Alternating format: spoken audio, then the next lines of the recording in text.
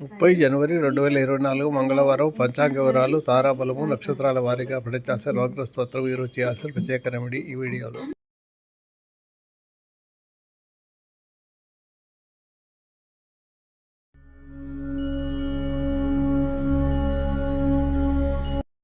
అందరికీ నమస్కారం. Lakkaraju Muralidhar Rao astro and remedies ఛానల్కు స్వాగతం.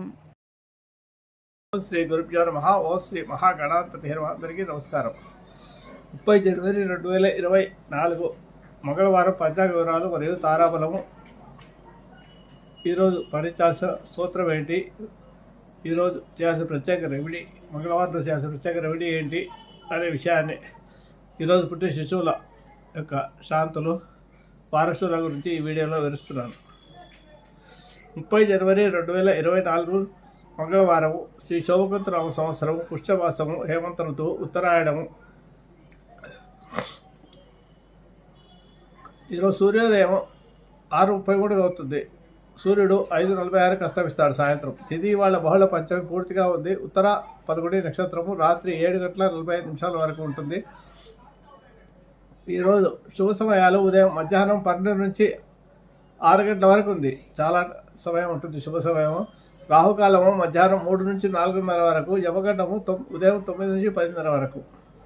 ఇకపోతే దుర్ముహూర్తము ఉదయం 8:24 నుంచి 9:12 వరకు, తిరిగి రాత్రి 10:46 నుంచి 11:36 వరకు ఉంటుంది.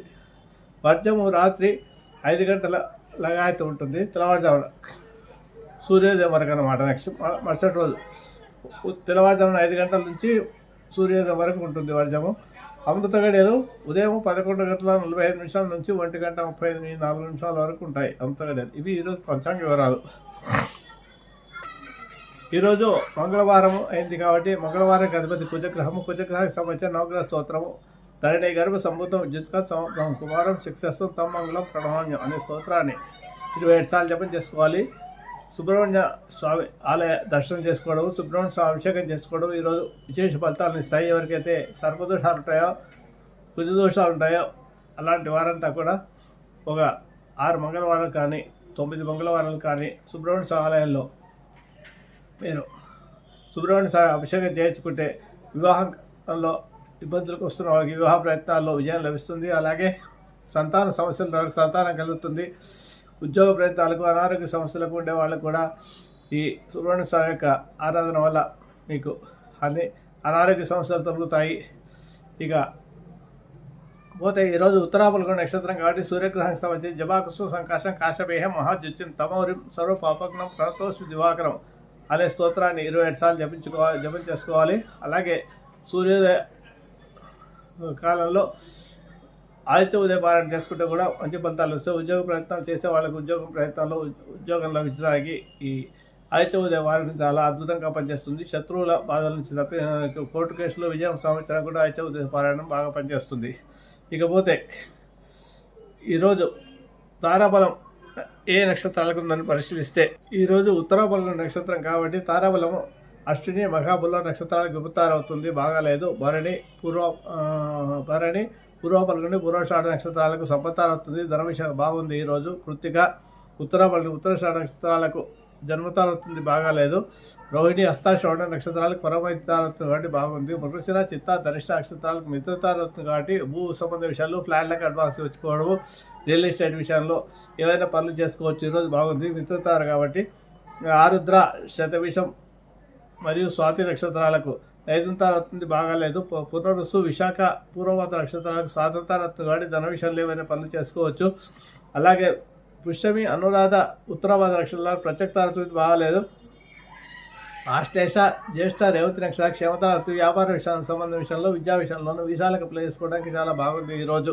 ఇవి ఈరోజు తారాబలం ఉండే చంద్రబలం ఉండే రాశులు ఏంటంటే, ఈరోజు కన్యా రాశిలో ఉంది కాబట్టి ఉత్తరాబల నక్షత్రము మేషరాశికి, అలాగే కర్కాటక రాశికి, కన్యా, వృశ్చిక, ధనుస్సు రాశుల వారికి, మేనరాశికి ఈరోజు చంద్రబలం బాగుంది. తారాబలం బాగాలేకపోయినా చంద్రబలం బాగుంటే ఏమైనా పనులు చేసుకోవచ్చు. ఈరోజు 1 కంతులు దానం చేసి దక్షిణతో సహా సద్బ్రాహ్మణునికి ఇచ్చి ఏమైనా పనులు తప్పకుండా చేసుకోవాలనుకుంటే మంగళవారం రోజు పనులు ప్రారంభించుకోవచ్చు. ఇవి ఈరోజు తారాబలం చంద్రబలం ఉండే రాసులు. మంగళవారం రోజు వారసుల